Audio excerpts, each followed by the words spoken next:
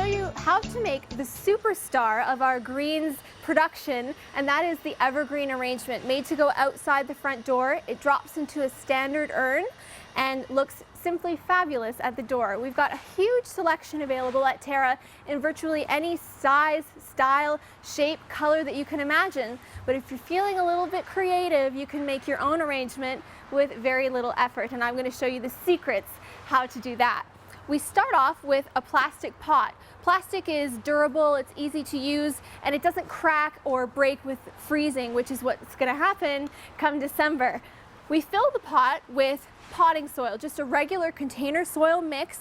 It doesn't have any fertilizer in it, and it's quite thoroughly moist, the consistency of a wet sponge. And that does a couple of things. First, it helps to keep the greens in place and holds them upright, but also these greens are going to continually draw moisture from the soil until it freezes solid and make sure they stay nice and fresh and green. We're starting off with pine and cedar. These are the staples of any green arrangement here at Terra, and to me, they're the best ones to use. Of course, you can choose your own. We've got a wide selection of specialty boughs, including things like fir and some really special, unique ones like Carolina sapphire, so look for that at any store location. I'm using BC pine. As you can see, it doesn't look like the pine that grows around here in Ontario. It's huge, it holds upright very nicely, and they're beautiful dark green.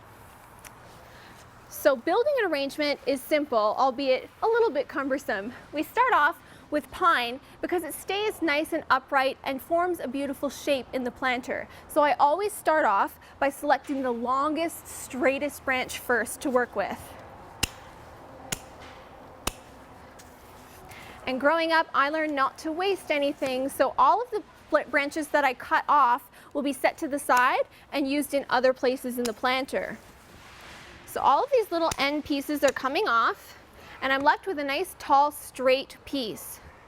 And that is going to form the centerpiece of my arrangement. I'm going to build from that and create a nice symmetrical arrangement using my pine first.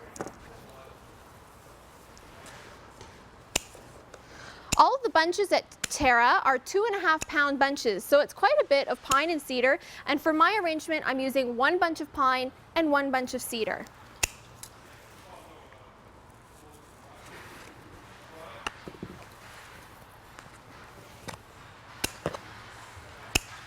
We'll continue doing this with all of the pieces to form that center area and then fill outward throughout the sides with the smaller pieces.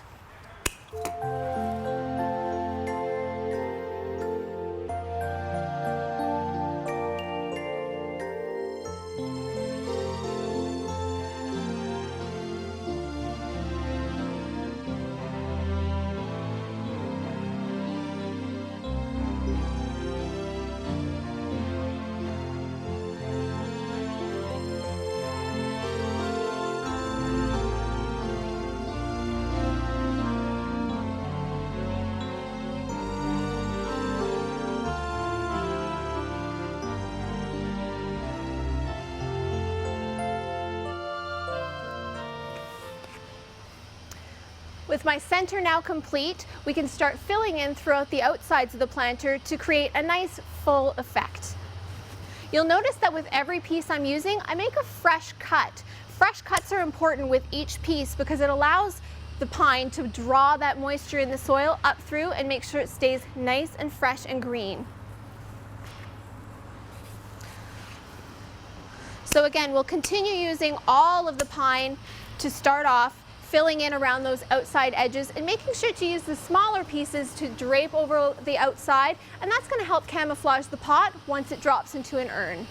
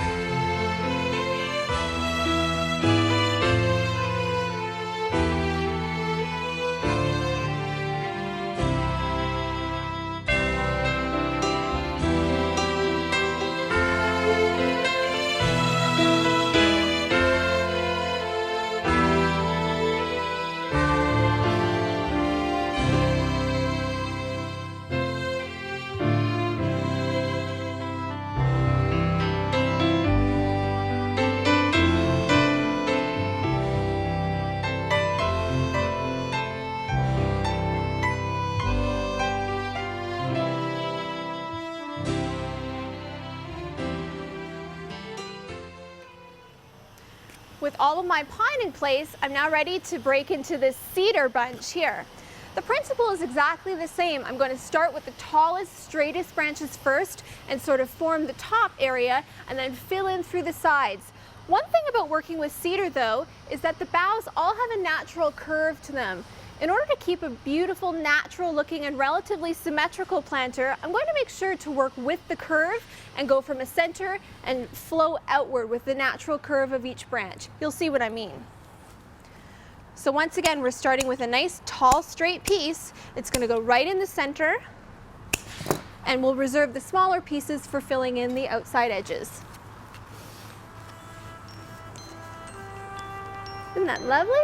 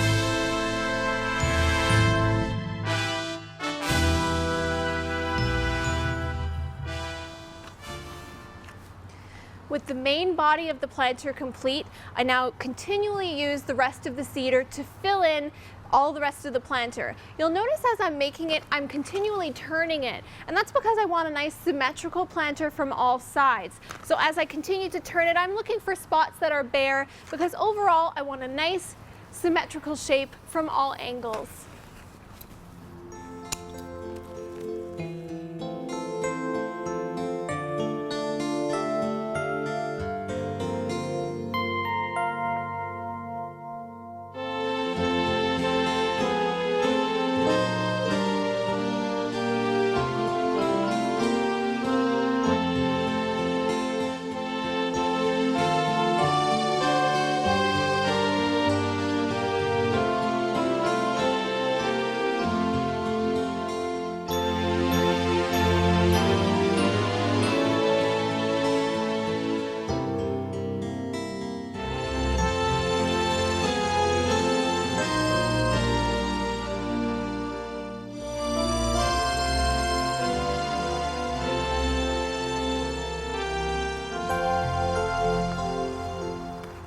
Here's that natural curve I was talking about. So especially once we get into using the smaller pieces of cedar, you'll find they naturally arc in one direction. I'm always using that arc to my advantage and allowing it to flow outward from the center of the planter, which makes it look more natural.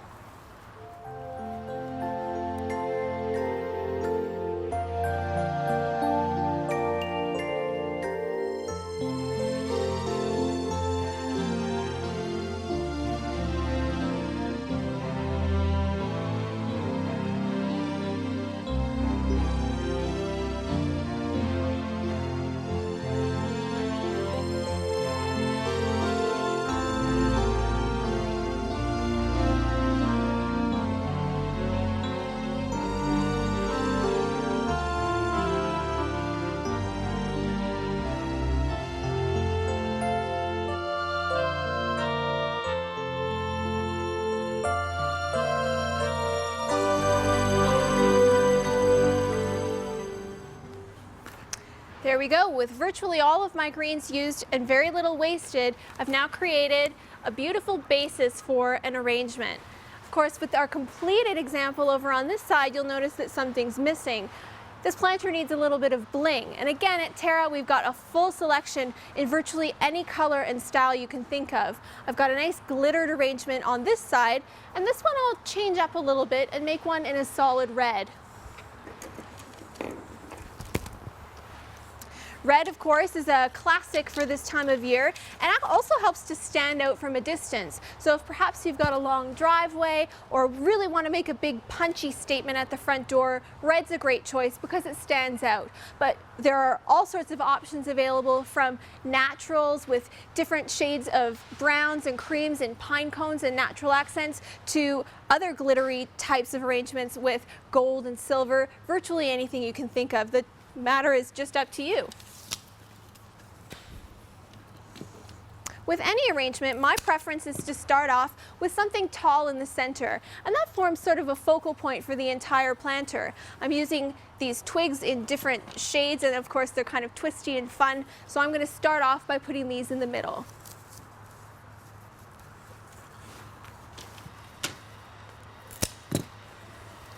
There are really no rules for decorating your planter, because at the end of the day, if you like it, then you've done it right.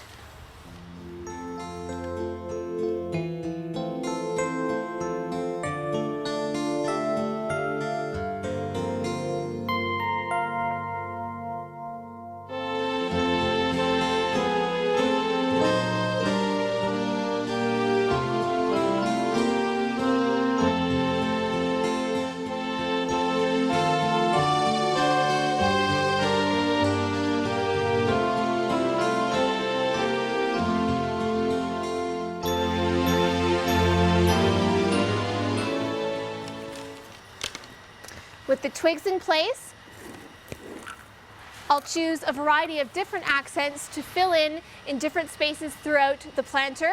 You can either go with a one-sided arrangement and put all of these additional accents in the front, or if you mean it to be viewed from all sides, I put them in clusters throughout the arrangement, and you're all set to go.